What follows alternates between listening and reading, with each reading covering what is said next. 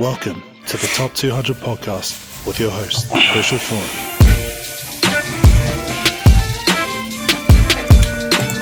Welcome everybody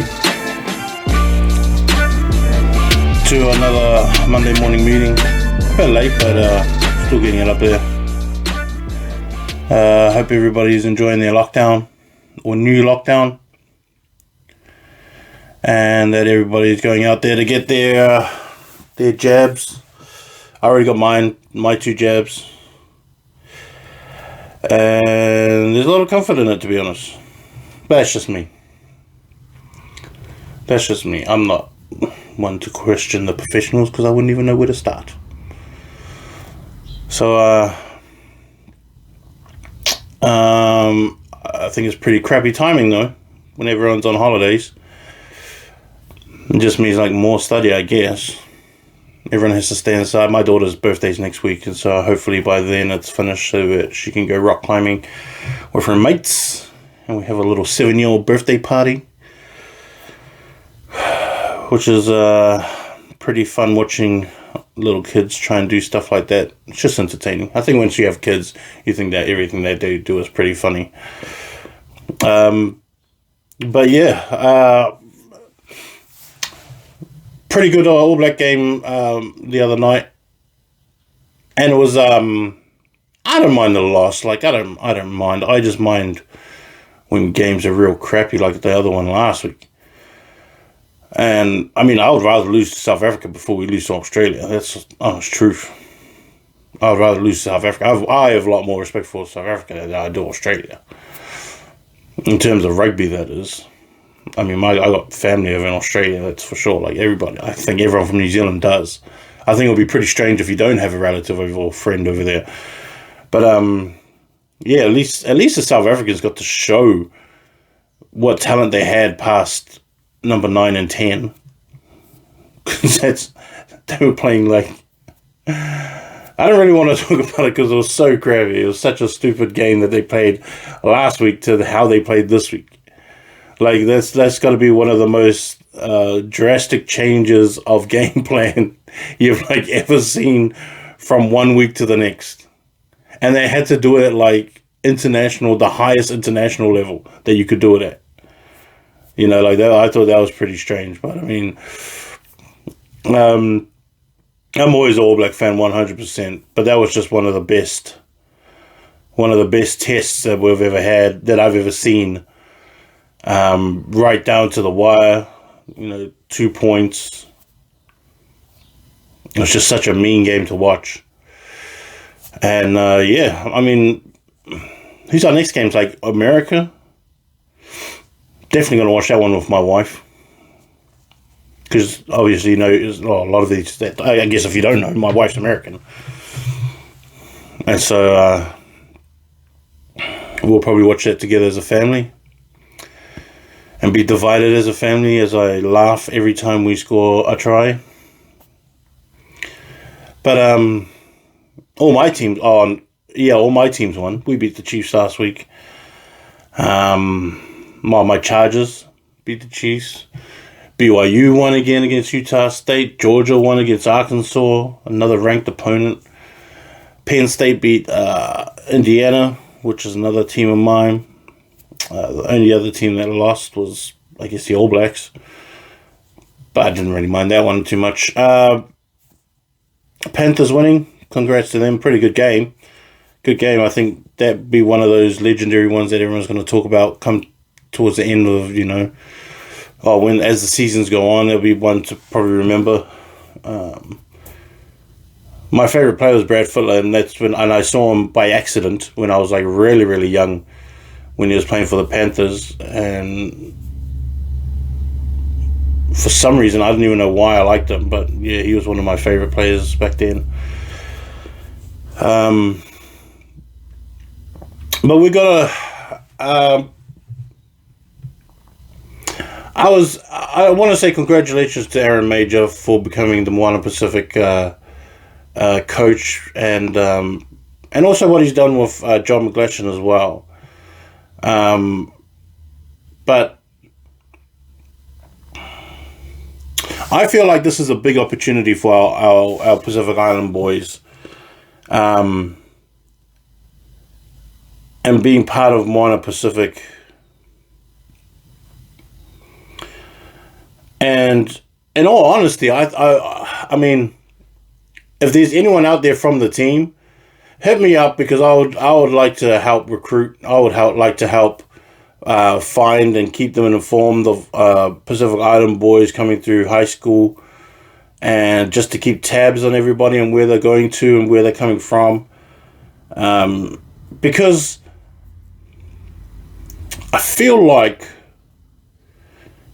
it's a good pathway to get to Samoa, Tonga, and Fiji through this Moana Pacific team. And these are extra contracts that are up for grabs too, for players that are missing out. And maybe if you can offer them contracts younger, it's sort of how, like, I guess sometimes when, you know, the All Blacks or, you know, some of these international teams pick guys young to keep them around and there just in case kind of thing. I feel like Moana Pacific can be that stable for the Samoan and Tongan teams to then get them into that mindset that you don't have to just play for the All Blacks. I mean, there's a bunch of young guys now that I'm thinking of that have come through like high school top 200 that are leaving shores just to get other contracts overseas, but could now probably stick around a little bit longer. I mean, in the end, I think, I mean, like, it doesn't cut them off from being All Blacks. It doesn't, not at all, but it does help them stick around. Like, I think if there was, like, someone that came up with Moana Pacific team, and then they were offered a contract when they were young, and they kind of developed a little bit later than a lot of, you know, like if the Chiefs let someone go earlier and signed by Moana Pacific as a 19-year-old, and then by 23 he was actually the player that, you know, that they thought he was going to kind of eventually get to. The All Blacks will probably still have the pull power to bring them over, and then not sign with, you know, Samoa, Tonga or whatever. But it still does keep a lot of players around, and it still does keep a lot of players intact with New Zealand, but also closer to Samoa and Tonga. Hopefully, I guess if a lot of players sign with Moana Pacific, they can stick around closer to be closer with Samoa and Tonga. And so when they do bring teams together to play internationals, that most of those players are here and not overseas. I mean, obviously you still have to have that conversation with yourself and your partner, and think about what you want in terms of money, because money's always going to be better overseas. But you're still going to have that opportunity to earn a good living, as well as stay here and be around your family and all that kind of stuff. All those conversations you kind of have when, you know, you're going through these decisions and stuff that, you know, and a lot of it does. And for Pacific Islanders, a lot of the decision does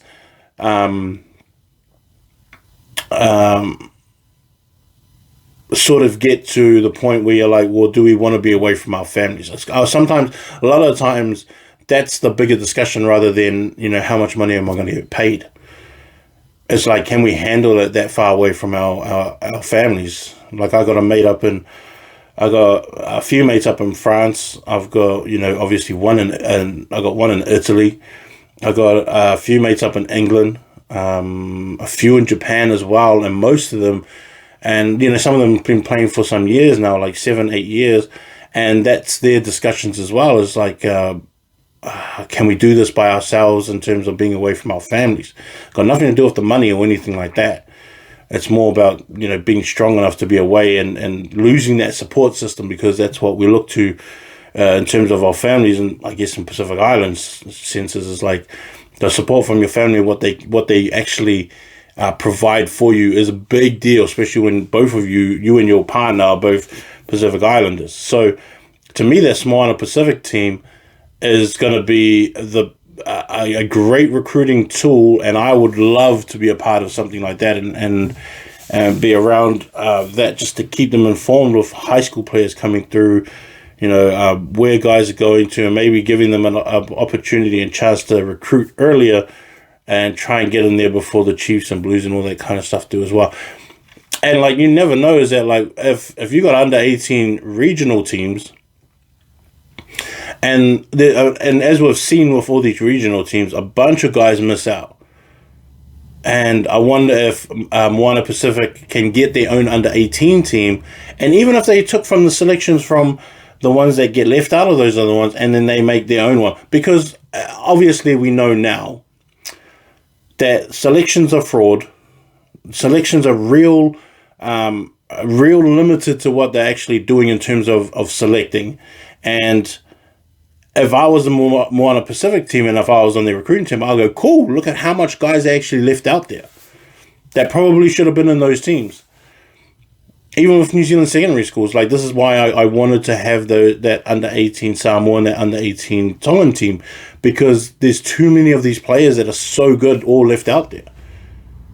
So like, to me, it's just like, okay, if I was Moana Pacific, I'd be like, okay, cool, you guys go choose your team, and whatever's left over, we'll take, because I know that you fellas aren't doing your recruiting. You're recruiting and selecting probably. I was like, cool, that's fine, we'll take a bunch of those guys.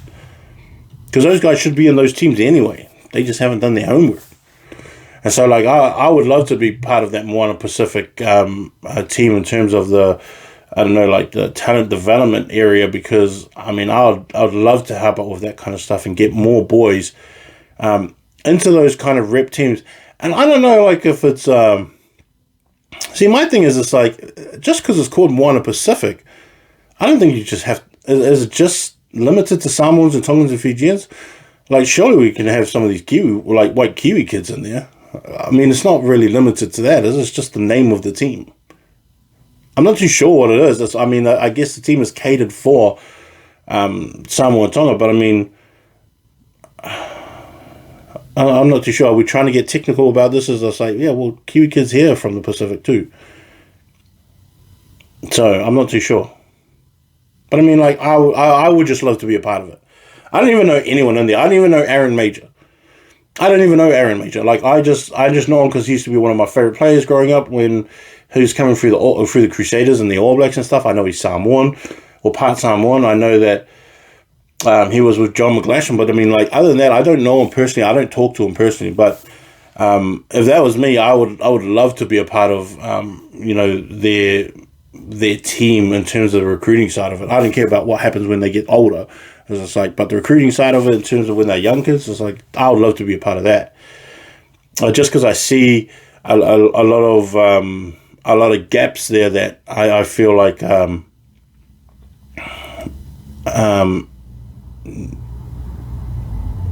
could probably plug up because of the knowledge that I have in high school as well. And so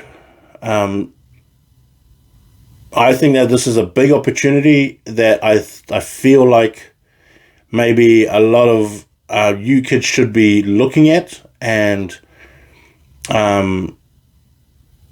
looking at as another target. Like, don't just don't just look at your Blues and Crusaders regions and Highlanders regions, because if this team becomes even successful within 2 years and they're able to build of guys coming through and keep this thing going, I feel like, from what I've read, and this is just newspaper, I haven't even looked into like finding out like the behind the scenes stuff of it yet, but just from what I've read and what my idea of it is, I feel like it could be something pretty big and pretty strong if it's run and done well. And I think that, like, Aaron Major's a pretty big signing to have right off the bat as head coach, and one that I think maybe probably was the best decision as well for them to chase someone like him. But yeah, I think that would be pretty cool if it's able to succeed and carry on and be able to build from the younger ages up and get like younger guys up into there and into those sections so that they can start coming up through their development side, I guess. And so, and that's just the way I look at stuff like that. It's just me and how I see it. And so, it'll be pretty interesting to see how it actually turns out and who actually signs. I actually I haven't had a look at like who's going to sign with them or who's thinking of signing with them. But I don't know. I think that there's guys that are probably on the bench for all the major, all the major, I guess, franchises that would probably like a starting gig and think that they can get it there and because like, everyone's at that top level. Like everybody that plays Super Rugby are all at the same level.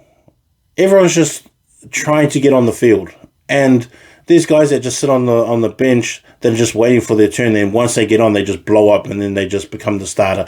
That's kind of how it is because everyone's the same. Like everyone's talent levels is pretty the same. There's not a lot of guys that are, even some of the All Blacks. There's guys closer that just missed out on it, but they're not like All Blacks are not significantly better than everybody else. It's not that way at all. It's not that way at all, and it does come down to things that we've talked about as well on here in terms of like Ian Foster and his mates, and his coaching staff. They're looking for specific players for their plan that they want, and those are the ones that fit it. Doesn't necessarily mean that they're better players. That's just the style they want to run, and these guys fit that style. So like selections is all about that. It's not really like the best guys out there. So I don't know. I think that this could be great for a lot of these teams. I think it's and like me, I'm pretty hard out Samoan in terms of like who I support. Like obviously the All Blacks is my team, and then Samoa's the second team. But I mean, I look at some of the Samoans that are playing Super Rugby and going and thinking to myself as like, I wish you would make a switch to Samoa. I know the financial side of it sucks, but at least you get to go World Cups. At least you get to, put on the international jersey and get some international numbers up. And this is kind of where New Zealand loses a lot of players to overseas, is because, you have a limit of overseas international players that are not signed with the NZR that you can have on your team, and then you have to take a big significant pay cut to be on the team. And so like a lot of guys will be like, oh, then I'll just stick with New Zealand Rugby and get paid, and all that kind of stuff. So that's the other side of it too, that guys don't want to do. If you play internationals for somebody else and you're not signed under the NZR, and then you play for a Super Rugby team, there's only so many spots. I think it's like 2 or 3 that you can have from overseas, and then even there's a percentage pay cut on your on your contract. If you're not signed on the NZR, and then you play international for somebody else, and so not a lot of guys would want to do that. I guess guys that have played for Canada and and America, and I guess like Australian that have played in New Zealand teams and taken that pay cut just to get better, and it's worked because a lot of them have gone back and then being massively talented guys. But I guess that's just one of those sacrifices that you kind of have to really talk about, and like if you really want to go through that. Moana Pasifika hopefully is going to be different, and NZR is going to be different about that once some of these guys make that crossover, that they can keep their spots and keep their finances up there, and their pay packet is still at that level as well. That's but I guess we'll see how it works out and how it all goes. But I feel like this is a great opportunity. Guys that have got agents, just have a talk about it with your agents and see how it is, and ask questions about it. And I mean, I think I'll keep that for the next section. Yeah, because there's a lot of stuff that goes through my head whenever I talk about this stuff, especially when it comes to players and agents, and I have a bunch of stuff that I totally disagree with when it comes to that, and the Players Association and agents and NZR all together as kind of one when it really shouldn't be, but they do work as one. And that's why there's some agents that I recommend, and there's some agents I don't And there's some agents that, kids have go, hey, what do you think of this guy? And I'll just say, nah, from the stuff that other kids have told me about, they have signed with them from past top 200 players, then it's just like, he's not good. He doesn't do what's right. You know, he doesn't help you. He just lets you go on your way. You know, he doesn't help you, but he waits for you to get good. Like, there's a difference there with that kind of stuff, you know, like, there's a difference there where agents, and this is why when I was on my live stream, I told you guys a little bit about it and saying, ask your agents to find you opportunities. And if he isn't, fire him. Ask him to find the opportunities and what's out there so you can select what you want. Don't take the path that he's saying, oh, this is a pretty good path. It's like, well, show me what the other paths are so I can make a decision. And some of you Samoans and Tongans and some of you Māoris out there have got to get rid of this loyalty thing. It's not real in professional sports. It's not even real in professional, like, business. In a business world, loyalty's not even rewarded sometimes. Most times it's not. Because once it comes down to you're not holding up your side of it, it's just business. You're gone. It's the same thing with sports. Once your sports expiry date comes up, you are now considered a business, not, oh, we're part of the family. No, it's not. That's what your mum and dad and your missus are for. That's your family. Not agents. Especially not agents that are not going to do right by you. Ask them for all the options that are there. Tell them, test the waters overseas. Say, take my highlight tape and send it to Japan. Send it to some teams over there. See what they think about me. Send it to some French teams and see what comes back. I want to see what's over in England and Australia. Hell, send it to South Africa. They've got heaps of players, but they might want some of us. You know, like, ask for these things. Ask them to do their job. Don't let them wait for you to do the job. And then once people start talking about you, then they can go, oh, hey, buddy, how's things going? It's like, where were you for the last year and a half? And that's how it can be. That's really how it can be. Some kids don't even know if they're still signed. I've had kids call me to call their agent and ask, what's the deal, what's going on? And then agents go, oh, no, yeah, he's still signed under me. So how come you haven't contacted him in a year? Because, and this is the other thing that you got to think about with agents, is that they build up so many people. Remember, I just wrote about this. And you got to think about this in this way, okay? If only 3% of you make it, think about all the ones that don't make it. But think about the agent that has signed 20 guys in 1 year and none of those guys make it.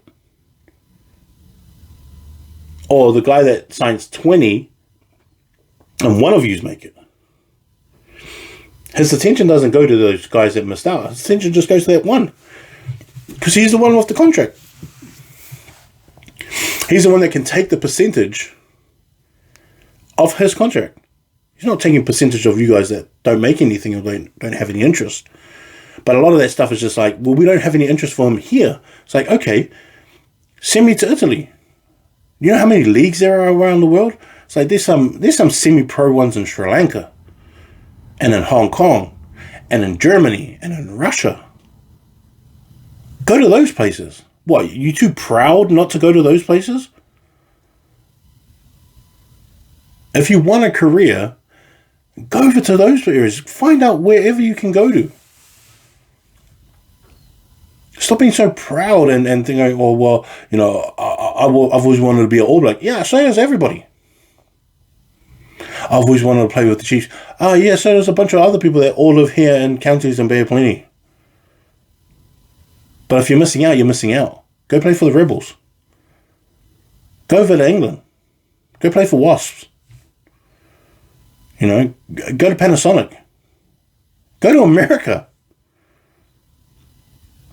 They may not pay as well over in America, but obviously in Japan and that you do. Like, think about stuff like that.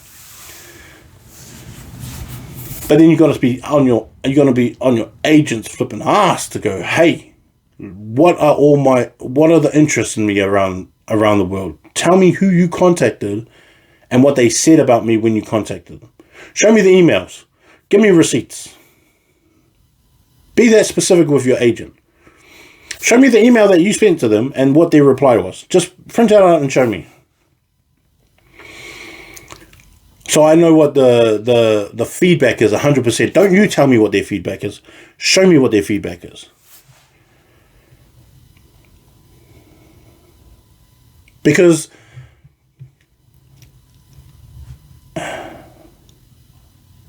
the agent's going to know what's best for him here and for himself here and his company here. If New Zealand wants you to stay around, they'll work their way around keeping you around. And they'll do it through however channels they want. But this is where you have to choose for yourself. Make your agent do his job and say, hey, I want to see what's over in Australia. Send my tapes to some guys over there. Send them my rugby CV. Show them some highlights. Let me know what they think. And show me the emails that they send back. Three-way me on the conversation. Put me in on the calls as well so I can hear what they're saying. So I know how to change it if they're going, no, he's not that great. He needs to work on this, and this. At least you know for yourself. It's like, cool, I can go down the park. I start working on my, my speed, on my quickness, on my throwing, on my kicking, whatever it needs to be. Just so that you hear it yourself. And then you can go, okay, cool. Thanks, agent, for doing your job. Now can you go look over there in Wales? See what happens. But just so that you can make the decision yourself. That's all it's supposed to be.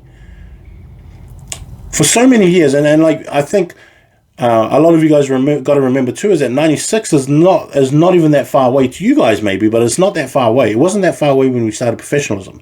People are still learning how to be professionals, and agents are still trying to learn that game. We're still pretty young when it comes to professionalism here in New Zealand, and so like they feel like they've got a hold of it, but they really haven't, and we can tell by the way things are done that we haven't quite mastered everything in terms of how this should be done. We're not like soccer and basketball and American football and baseball, even baseball as it is. Like, even though you still got the MLB, like the Korean and Japanese leagues, and then, Dominican Republic, they all know these avenues to the MLB in the States, but there's all these there's all these understandings, and there's all these, double A and triple A leagues and minor leagues, and they have all these stages where it's worked out and they know how to do it. In rugby, it still does. No one's clear on how it really works. There's no clear avenues of how things are done, and players can go from one place to another and stuff like that. They're still trying to figure that out properly. And rugby was just late to the game. But I think that the more that the players get to choose, the better it is for their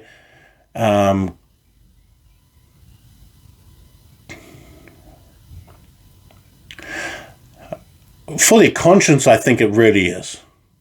Because I feel like if you're asking, you're like, oh, why don't they want me? But your agent's the only one telling you, and he's not really showing you. I think that they can be more of a detriment to players than anything else. I mean, I feel like if a team goes, no, we don't really want him because he's this, and this, and you read it yourself, you're like, oh, okay, cool. It's just like, oh. And then ask your agent, is there any truth to this? Is that how? And if your agent is honest and he wants to tell you the truth, he'll probably say, yeah. He goes, we need to work on that. And go, oh, cool. At least I know what that is and I can work on it. Instead of your agent going, kissing your ass and go, no, they're totally wrong. They're totally wrong. You're one of the best that's out there. And it's just like, so why isn't my own team trying to sign me? It's just conversations like that, situations like that where your agent becomes your cheerleader instead of your agent, and you're honest, and he's supposed to be the most honest with you. And this is kind of like where Moana Pacific comes into it too, is that like, you know, if Moana Pacific becomes the ideal place for you to go to and your agent kind of doesn't want you over there and shifts you over, it's like, hey, check out their team and see if there's any interest in me from that team. Or I want to go to Sydney. I like my family's just moving over there. It's just like, I would rather be over where my cousins are.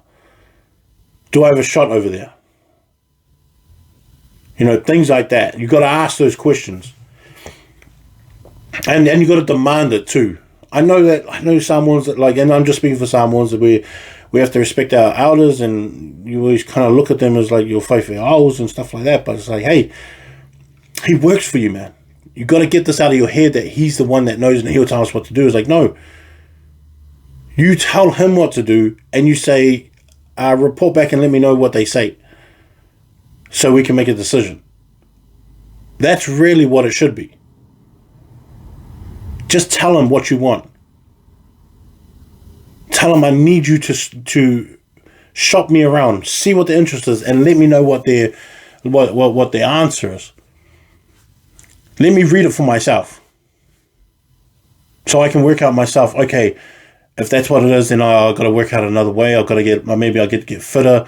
You know, I've got to work on this kind of stuff, and like at least you know, and then you know that he's doing his job. And even if it doesn't work out, at least you can go, man, thanks a lot for that, you know, for helping me out at this time, and you did honest work, and you were exactly what you did exactly what I asked you to do. Because agents don't do that sometimes, a lot of times. But the other thing is that rugby players don't tell other rugby players that agents do stuff like that, which is weird. Because if that was me, I'll be like, no, don't start with that dick. He did this to me and that fella. But rugby players don't say that kind of stuff to each other. Especially to younger guys. Especially to their nephews or their cousins who are about to sign with the same guy that you signed with, and you don't tell them. It's like, no, he's a dick. Don't sign with him. It's like, oh, okay then. For some reason, they don't talk like that with each other. I don't even know why. And I know Super Rugby players that have switched from one guy to another, haven't told the others what he did to him, and those other guys are getting dicked around. And he hasn't told them. He goes, and like even when they ask, it's like, oh, bro, how can we change? Oh, I just want someone different. Dick, tell him why. So that they understand. It's like, it may not happen to them, but at least it makes them aware of what's happening. And aware of how it goes. So that they can make the decision for themselves too. I don't know why you guys don't do that. I mean, like you guys are professionals now, are all going to see it. Some of your parents are going to see it too. Because like once you know, kids are always going to be your kids. As you know, when you're a parent, they're always going to be your kids, no matter how old they are. Even I feel like a kid whenever I'm with my parents. But they're the ones that are going to, that you're going to confide in as your parents.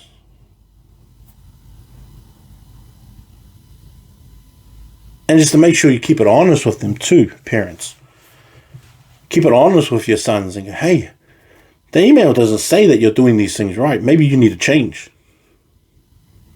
Maybe that agent hasn't been sending those highlight tips that you've been ask him again, and if he says no, then say, hey, I'm going to find somebody else.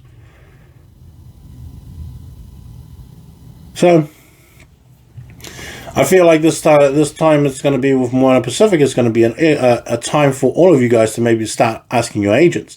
Now I know that there's already negotiations right now with players moving over to that team, but maybe if you can start jumping in there as a young guy and coming up through their system, especially if your region's not chasing you, that will be a great team to jump into. If they're based in Auckland, even better. Because if you're from the Chiefs and the Blues, it's not that hard to get to Auckland if you're in the Chiefs and the Blues. Obviously, for the Blues, Hamilton, I go up to Auckland all the time. People work up in Auckland from Hamilton every single day.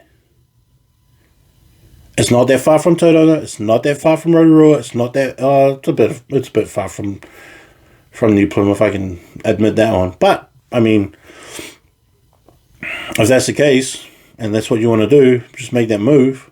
You know, that's why I always tell Auckland kids to come here. Come to Hamilton. It's not that far from Auckland. Auckland's too stacked with players. Just come down this way. It's fine. You can go back every week if you want to. It's not hard. But I think that Moana team is going to be a good one. You know, like... and I was thinking as well, you know, like... This is where I still think... And I've talked about this before, right? I know that, like, the way that, you know, America does their sports is so overdramatic. And I hate it too. Like, I hate it as well. I hate those prep talks that they have in football where they get into their auxiliaries and their positions and then they're talking about, you know, how today's a great day to die. Is like, you know, all that kind of stupid talk that Americans do all the time to hype themselves up. So dumb, you know. We're the chosen ones. We've been chosen from thousands. We represent the blah, blah, blah, all that rubbish. But what I do like about them and their over-exaggeration of what's happening is that they do put on a show and an entertainment. Now, I feel like we need to sort of take that same stance and have a draft. We need to have a draft. And it's not about, like, the system's not working. Because it kind of is. When you sign from high school kids going into, you know, provinces. But what's not working is that no one knows where these kids are from. No one knows where they're going. And then you get like rugby games where some of these kids who have only been out for a year, and then like they're going, oh, this kid's come out of nowhere. It's like, no, he was a superstar in high school. And if you don't follow High School Top 200, you're never going to know who these kids are. But a lot of you guys that follow High School Top 200, and I've talked to a bunch of people like this saying, hey man, I remember when you started talking about this kid when he was like, I was like, yeah, cool, that we can see him in the All Blacks now. But they always want to talk like, this kid came out of nowhere. It's like, well, how about we close that gap and say, we know where he came from. You know, like, that's what the draft is about. And it's about, like, putting that entertainment factor into the game to make it more exciting.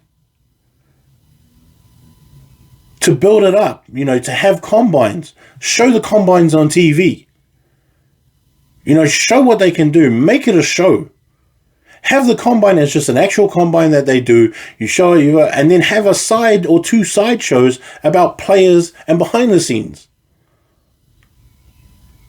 And cut little shorts and like clips out of it. This is where it pisses me off about New Zealand rugby is that they don't even know how to share their content. I've said this before. Ask your bloody nieces and nephews, you old fellas. And go, how do you guys do this? Oh, just take a 15-second clip and then just put it online. And just keep doing that all day and just build content. But nah, not these fellas. They can't even do proper highlights of their own NPC teams. My thing is, let's have a draft. Let's have a combine. Let's have two shows off that combine. And let's build it all the way up to this night where they can walk across the stage. Mark Robinson can be there and shake their hand and have a draft system that goes out. Have a draft system where like you don't sign to any teams. You can sign to your agents. Let the agents go to work and do it and have the show about all this kind of stuff. Yes, it's going to look sensationalized in Hollywood, but at the same time, it is interesting. Because I watch 30 for 30s religiously. And I know a lot of you fellas do too. And that's so bloody cool the way that they do stuff. But we're not willing to do that. And I don't know why. I don't know why. Because it's not just for us too. Because everyone in the world concentrates on what we do in rugby and we give them nothing. We give them no highlights. We're like so scared of like keeping our product together that we don't want to show anything to anybody. It's like, Yeah, but at the same time, we're not getting any business attention from it too for the lower grades. That's the problem. We have Heartland Championship players in our second division that would do awesome overseas, but we're so scared of that going away too. If you follow High School Top 200, you know how much talent we have coming out every single year. Every single year. So much talent. And guys get wasted. It really is. If you see a guy and you go, man, I thought he was going to be a superstar. Yeah, he could have been, but we've only got so many few spots. Like I said before, the 3% only make it. When it should be 15%, but they choose to stay here in New Zealand where they get no shine because New Zealand doesn't want to waste it. They feel like they're giving away their players. But the thing is that without sensationalizing it and making it an entertainment and an event, even to New Zealanders, it doesn't get that exciting. 100%. My dad, who's an old fella, hard out club guy from Mags, Eden, he played for Eden and had dreams of playing for Auckland, but went to Hawaii, wanted to be an All Black, went to Hawaii. He played all the way through high school with Brian Williams, but he would sit back and watch it. He would ask me all the time. He's like, how's Mags doing? How's Kelson Boys doing? Because he used to teach at Kelson. And he goes, who are the best players out there? How's Hamilton Boys doing? Because we don't like Hamilton Boys from Church College. And he says, who's the best player do you think that? And then I'll go, oh yeah, he plays next week on TV. Watch him. See what you think. And he'll tell me what he thinks too. But I'm saying that, like, even the old fellas are going to be exciting. They're going to be excited about all these prospects that we have. Watching the combine, you being able to watch the combine yourself and have an opinion about how these guys are. And that's why you kind of have to build and develop. But New Zealand Rugby don't want to do this. I don't know if they don't want to put money into it, or if they don't think it's going to work, or they feel like people are going to see too much talent that we have, which also becomes like a weird thing. It's just like, okay, but then if you're saying that, oh, we don't want people to see our talent, then 100% we know that you guys are killing the careers of all these players that are trying to come through. Which is what a lot of people have said anyway. I'm not the first one to say this. All right, so all these kind of things is exactly what we need in New Zealand for our players, so that they get more attention. So that they get more attention, we know as a public who's coming through, and that we're able to build a story of a kid coming through with the public. And the public knows exactly who they're getting, how he's going to be, and they're going to attach themselves to this player, and they're going to follow that player all the way through, even if he doesn't stay in New Zealand. The viewer feels like they have an attachment to this player because they saw him work out, and they go, "Oh man, I really love this kid. There's something about him that I really get." And then then your team drafts that kid, and you're like, "Oh, cool. Now I can support him being in our team." And even if he leaves, that person that attached themselves to that kid is going to go with him too and follow just that player. It's not going to leave their team. Like if he was in Manawatu, got drafted in Manawatu, it's not like those Manawatu supporters are going to be like, oh, okay, cool. Now we're going to be like, Kobe Steele fans because he went to Kobe Steele. It's like, no, it's not that at all. But they're going to be fans of that guy. And they're going to know his story, and then they're going to be attaching themselves to other ones that come through.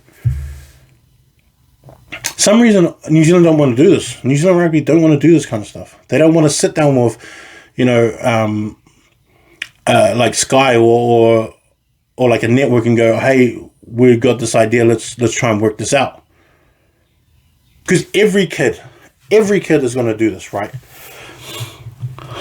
Take this year. Let's say that AJ Faleafanga doesn't sign with the Highlanders. Misses out on New Zealand secondary schools, signs with the Highlanders. The hell kind of bloody stupid stuff is that, right? Now, let's say that AJ doesn't, right? And let's say that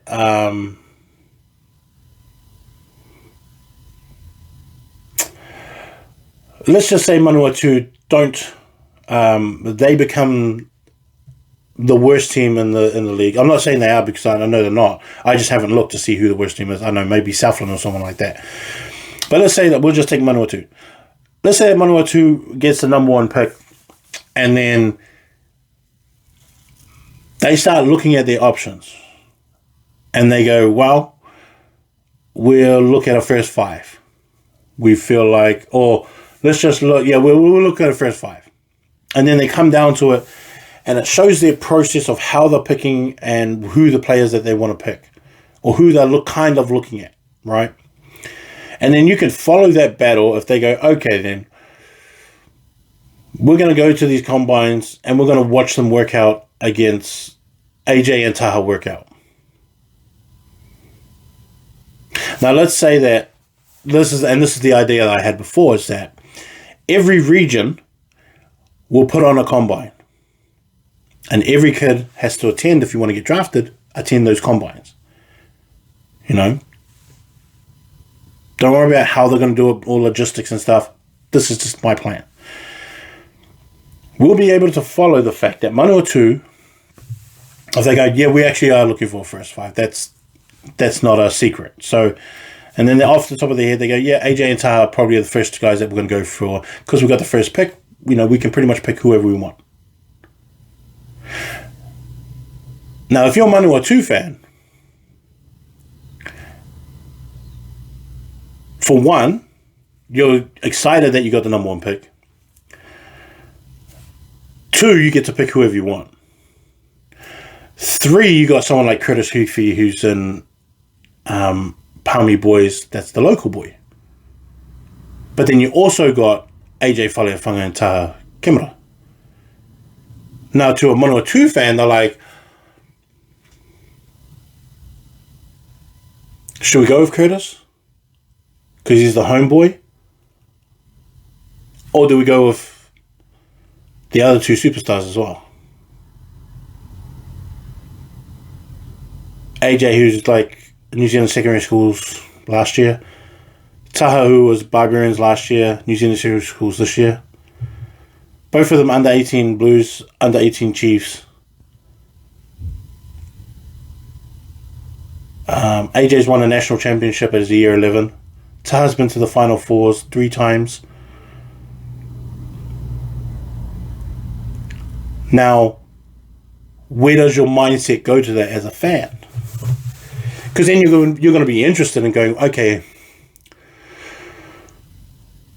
we're going to be watching AJ, Taha, and Curtis Hifu, right? And then you're going to watch them at the Blues camp, and you're going to go, cool. It was a pretty good camp, pretty good combine. They go to the Chiefs next, and they go, okay, we'll watch them next week at the Chiefs combine. See what the Chiefs do with them. They do their combine, and you're watching just the first 5s because that's your thing. Everybody else has their ones, and they're just watching first 5s.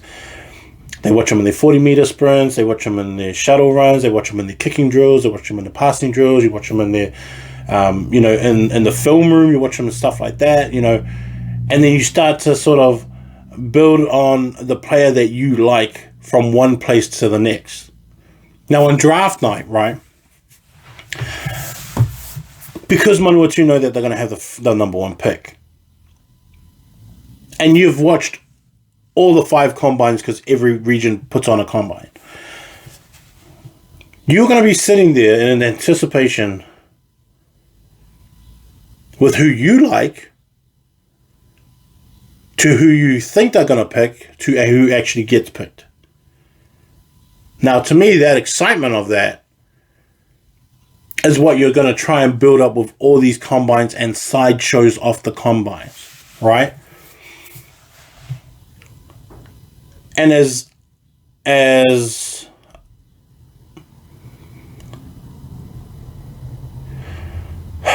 Hollywood as a lot of that stuff looks, and you want to sit back and go, oh, they Hollywood it too much.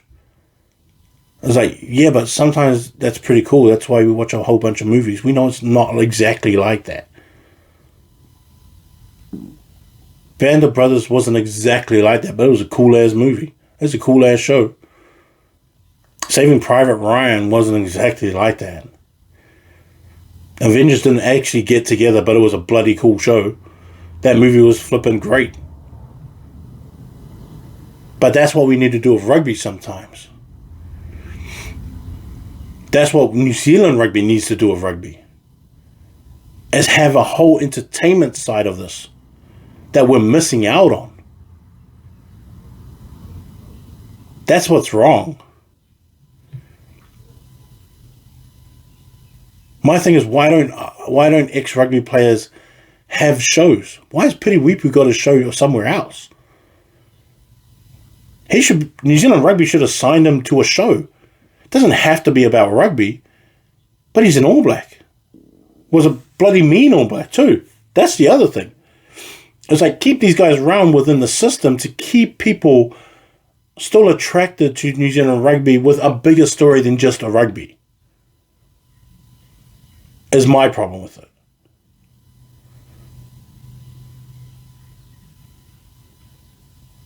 Rugby always talks about clubs, and back in the days, clubs did provide a lot of the players. That's not like an a debatable thing. It's like, no, that's how it was. It was done in the 50s and 60s and stuff. But as organised as rugby got, you're not getting All Blacks showing up to club games anymore. That's rare, very rare. It's rare that they even play for the NPC team.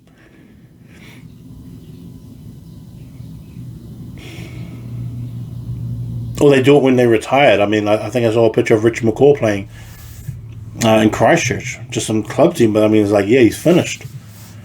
But you won't get current ones playing like they did back in the days. But the thing is that New Zealand rugby don't even tell those stories either. That's why a lot of young fellas don't know about older players. And why they're forgotten. Like, that the New Zealand rugby doesn't do a good job on the entertainment side of it to keep players, to immortalize players too. Like, tell the story of how good that guy actually was.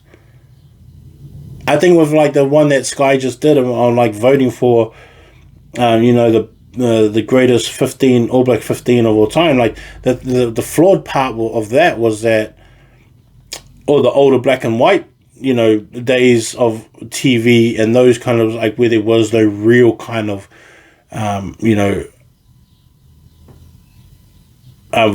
and videos and photos and stuff like that. It's like, we never saw the highlights of that, and we don't really put it into perspective. That's why a lot of the newer players got picked up. But I mean, we don't really know because they don't really tell us about what happened back then. We know about some of the teams, but we don't know about some of the players. Have that stuff running on a loop. This is kind of where I got annoyed at the Rugby channel, where the Rugby channel got cut off. But the thing is that the Rugby channel had, I don't know what they could and couldn't do, but if I had control of the Rugby channel, there would be new bloody content on there all the time. All the time. It's not just not going to be rugby games like it was, like rugby games from all over the world. It's like, no, I'll just fill it up with New Zealand rugby stuff. From profiles to stories to, to highlights to old games to, I would sit All Blacks back and film them watching their old game and then film them watching it, and talking about it. There wasn't even stuff like that. Hell yes, I'll get John Kerwin to sit down and have Jeff Wilson and Christian Cullen, all these guys sit down and go, hey, watch this game, and just do a running commentary on it and just cut it and edit it. Film some of these stories. That's the other thing we don't have, is a lot of stories. That's why I love podcasts. That's why I want to start up my own podcast network, is because there's a lot of stories from New Zealanders that we don't even hear. And the worst thing is that we're leaving out the fact that we got a bunch of New Zealand stories that we don't even hear. And we're just pulling away from the sensationalization of Hollywood and entertainment when it comes to rugby, because we feel like it's a bit cheap. But in the real sense, it's like, if we have a draft, we're able to learn a lot more about our players and where they're from and where they're coming from, where they're coming to, and how it pretty much plays out in their career. It's going to be, and kids will attach themselves to the guys that they look up to who gets drafted. And it's going to be great for the players too, walking across the stage, shaking hands, getting their hat and whatever, or getting their jersey, things like that. It's cool. And then next night, back to business. Then you can start building stories and stuff like that, and then, repurposing like footage from back when they start, putting things together, making highlight tapes and like that kind of stuff. So many things that you can do. But I don't know why they don't. Or they don't feel like spending money on that stuff is worth it. I don't know what's up with them. But to me, I feel like we should have a draft. Especially with this new team coming in. The way that players are signed and selected and watched all the way through is just like they need some kind of draft, need some kind of system, need some kind of entertainment value in the fact that we can get to know our players that are coming to our team more than just by them playing for our team, More than just that. Where did they come from? Like, what was their home stuff like? What are they doing during the season? Are they studying, and do they have other ambitions besides just being a rugby player? Who are the ones that are becoming, doctors and lawyers and finding out really how hard it is to study and be a professional rugby player? There's a bunch of guys that do that stuff. They don't graduate in time of everybody else because they got a rugby career, but they do actually graduate. Meaning that it can be done. It's not a foreign concept that you play professional rugby and study at the same time and get your degree. And some of them have gone on to get their master's degree while be playing rugby. And then once they're finished, then they're set. Things like that. I had other stuff that I wanted to talk about, but that went on long enough, I think. So you fellas don't have to listen to me talk like that. I mean, a bunch of things coming up for next year as well. Like, I'm already starting to get ready for next year. If I carry this on, because I still don't know if I'm going to carry on next year. But I'm going to prepare just in case. I'm going to prepare just in case I want to carry on for next year. But I'm going to still put out content like I am going to go into next year. But that's not 100%. By the time December comes, I might just go, hey, this is my last thing. And then everything's going to shut down from here on. Something like that. I don't know. Should I make it dramatic? Should I cry and stuff? But I'm still going to prepare like it's going to be like I'm going to go on next year.